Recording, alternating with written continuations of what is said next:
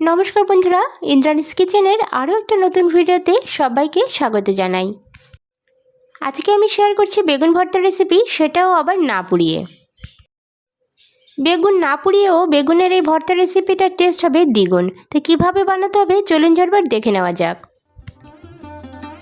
रेसिपिटा बानानोर जोन्नो आमी एखाने एकटा बड़ो साइजेर बेगुन निয়েছি আর বেগুনটাকে একটু গোল গোল করে কেটে নেব।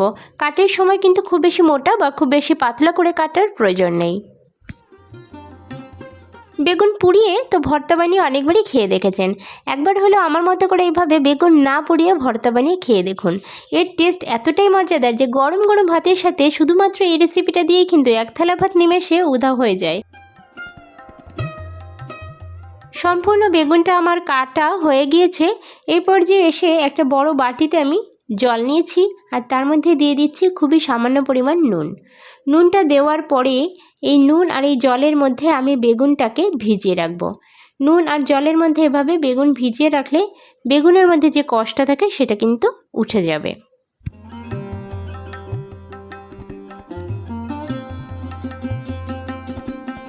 প্রায় 3 থেকে 4 মিনিট মতো আমি বেগুনটাকে ভিজিয়ে রেখেছিলাম। খুব বেশি সময় কিন্তু ভিজিয়ে রাখার প্রয়োজন নেই। তারপরে ভালো করে ধুয়ে নিয়ে আমি বেগুনটাকে একটা প্লেটের মধ্যে নিয়ে নিচ্ছি।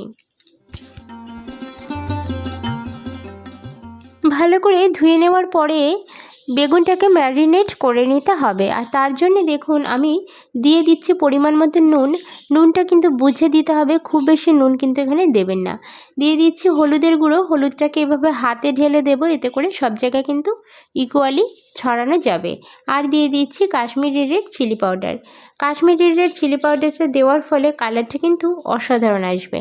তো নুন, হলুদ আর কাশ্মীরি রেড চিলি পাউডার দিয়ে খুব ভালোভাবে হাত দিয়ে বেগুনটাকে মাখিয়ে নিতে হবে। তো সম্পূর্ণ বেগুনটাকে ঠিক এইভাবে হাত দিয়ে মাখিয়ে নেব।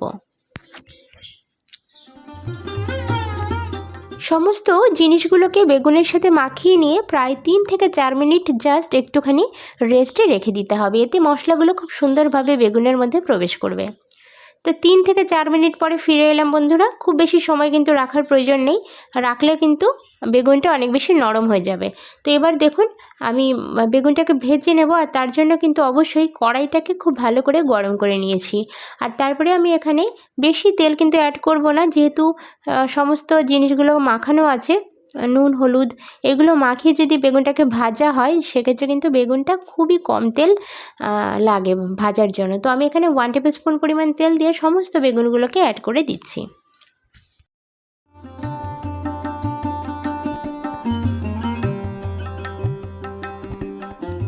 বেগুনটাকে ঢেকে রেখে দিয়েছিলাম প্রায় 2-3 মিনিটের জন্য।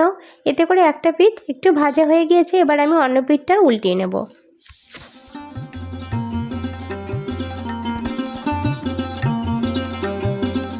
বেগুনটাকে এপিঠ ওপিঠ করে ভেজে নিতে হবে। তবে এখানে একটা জিনিস কিন্তু একটু মাথায় রাখতে হবে, সেটা হচ্ছে বেগুনটা খুব বেশি অয়েলি যেন না হয়ে যায়। কারণ অল্প একটু তেলের মধ্যে বেগুনটাকে আমরা ভেজে নেব শুকনো শুকনো করে। আবার বেগুনটা কিন্তু খুব ভালোভাবে সেদ্ধ হয়ে যাবে, বেগুনটা আবার কিন্তু কাঁচাও থাকবে না, এমনভাবে কিন্তু বেগুনটাকে ভাজতে হবে। তো সেক্ষেত্রে অল্প তেল দিয়ে তার মধ্যে আমরা ঢাকনা চাপা দিয়ে গ্যাসের ফ্লেমটাকে লো রেখে ভাজলে ঠিক এইভাবেই শুকনো শুকনোভাবে কিন্তু বেগুনটা ভাজা হবে। এবার বেগুনটা নামিয়ে নেব। তার জন্য আমি একটা প্লেট নিয়েছি। প্লেটের মধ্যে আমি একটা একটা করে সমস্ত বেগুনগুলোকে নামিয়ে নিচ্ছি।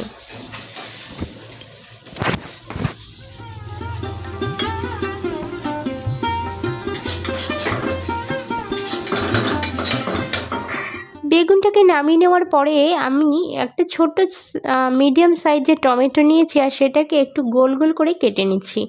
তো এই টমেটোটাকে একটু গোল গোল করে কেটে নিয়ে আমি সরাসরি কড়াইয়ের কাছে চলে যাব। ওভেনে একটা কড়াই খুব ভালোভাবে আমি গরম করে নিয়েছি আর তারপরে সেখানে সরষের তেল অ্যাড করে দিয়েছি।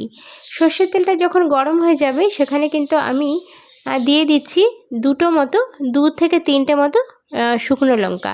এখানে শুকনো লঙ্কাটা কিন্তু আপনারা বাড়িয়ে বা কমিয়ে দিতে পারেন। আমি এখানে 3টে মতো শুকনো লঙ্কাকে খুব ভালোভাবে ভেজে তুলে রেখে দেব। এই ভাজা শুকনো লঙ্কাটা আমরা পরে ব্যবহার করব, তার জন্য কিন্তু একটু মুচমুচে করে ভেজে তুলে নিচ্ছি। ভাজা তেলটার মধ্যে বেশ কিছুটা রসুন আমি খোয়া আমি দিয়ে দিচ্ছি। এখানে প্রায় 5 থেকে 7টার মতো রসুনের খোয়া আছে। আর রসুনের খোয়াগুলো কিন্তু গোটা রয়েছে। গোটা অবস্থাতে আমি একটু তেলের ওপরে বেশ একটু লাল লাল করে ভেজে নেব।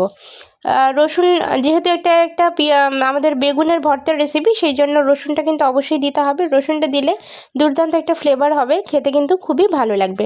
যে জিনিসগুলো আমি আজকে ব্যবহার করব প্রত্যেকটা জিনিস কিন্তু ঘরোয়া জিনিস, আর এই প্রত্যেকটা জিনিস দিলেই তবে কিন্তু রেসিপিটার টেস্ট একদম পারফেক্টভাবে পাওয়া যাবে।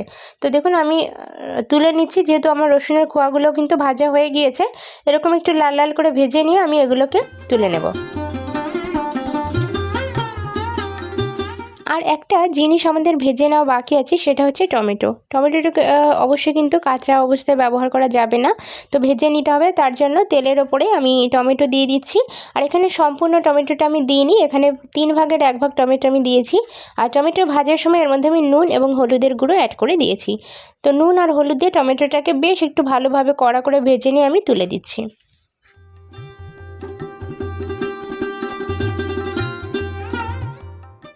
তো সমস্ত জিনিসগুলো কিন্তু আমাদের রেডি হয়ে গিয়েছে। এবার আমরা ভর্তাটাকে বানিয়ে নেব, রেডি করে নেব। তার জন্য দেখুন প্রথমে ভেজে রাখা বেগুনগুলোকে নিলাম। তারপরে একটা পেঁয়াজের অর্ধেকটা পেঁয়াজ আমি কুচিয়ে নিয়েছি, সেই অর্ধেকটা কুচানো পেঁয়াজ কাঁচা পেঁয়াজ এখানে দিয়ে দিচ্ছি। ভেজে রাখা রসুন। আর আজকের রেসিপিতে কাঁচা পেঁয়াজ ব্যবহার করলে অনেক বেশি টেস্ট কিন্তু বেড়ে যাবে। দিয়ে দিচ্ছি ভেজে রাখা টমেটো, রসুন, টমেটো সমস্তটা ভাজাগুলো আমি অ্যাড করে দিলাম। এবার দেখুন এখানে ঝালের জন্য আমি প্রথমে দিয়ে দিচ্ছি একটা মতো শুকনো লঙ্কা। শুকনো লঙ্কার সাথেই আমি দিয়ে দেব একটা মতো কাঁচা লঙ্কা কুচি। কাঁচা লঙ্কা কুচিটার পরিমাণটা আপনারা বাড়িয়ে বা কমিয়ে দিতে পারেন ঝালের জন্য। আমি এখানে ঝাল আমার পছন্দ অনুযায়ী দিয়েছি, আপনারা নিজেদের পছন্দ মতো দিয়ে দেবেন। ঝালটা দেওয়ার পরে এখানে দেখুন সমস্ত জিনিসগুলো আমি দিয়েছি, আমি একটু বড় করে দেখিয়ে দিচ্ছি। এবার এখানে আরও কিছু জিনিস আমি মেশাবো, ঘরোয়া জিনিস, তার আগে কিন্তু একটুখানি মিক্স করে নিচ্ছি। তো আমি প্রথমে দেখুন একটা কাঁটা চামচের সাহায্যে মেশাচ্ছিলাম, তো কাঁটা চামচের সাহায্যে কিন্তু ভালো হচ্ছিল না মেশানো, তো আমি এটা হাত দিয়েই বেটার মনে করছিলাম। তো হাত দিয়ে খুব ভালোভাবে জিনিসটাকে মাখিয়ে নেব। হাত দিয়ে ভীষণ ভালোভাবে চটকে জিনিসটাকে মাখাতে হবে, কারণ যেহেতু কাঁচা পেঁয়াজ এবং কাঁচা লঙ্কা রয়েছে, তো সমস্ত জিনিসগুলো যাতে ভালোভাবে মেশে সেই জন্য কিন্তু একটু চটকাতে হবে। তো ভালোভাবে চটকে আমি মিশিয়ে নিলাম। এবার এখানে আরও কিছু জিনিস আমি অ্যাড করছি টেস্টের জন্য। দেখুন প্রথমে আমি দিয়ে দিচ্ছি ধনিয়া পাতা কুচি, অল্প একটু পরিমাণ ধনিয়া পাতা এখানে দিচ্ছি। খুব বেশি ধনিয়া পাতা দিলে কিন্তু রেসিপিটার টেস্ট তেতো হয়ে যাবে। ধনিয়া পাতাটা দেওয়ার পরে টেস্টের অসাধারণ একটা ব্যালেন্স আনার জন্য আমি খুবই সামান্য একটু চিনি অ্যাড করে দিলাম। চিনিটা দিয়ে দিয়েছি। তারপরে দেখুন সবথেকে গুরুত্বপূর্ণ জিনিসটা সেটা হচ্ছে কাঁচা সর্ষের তেল।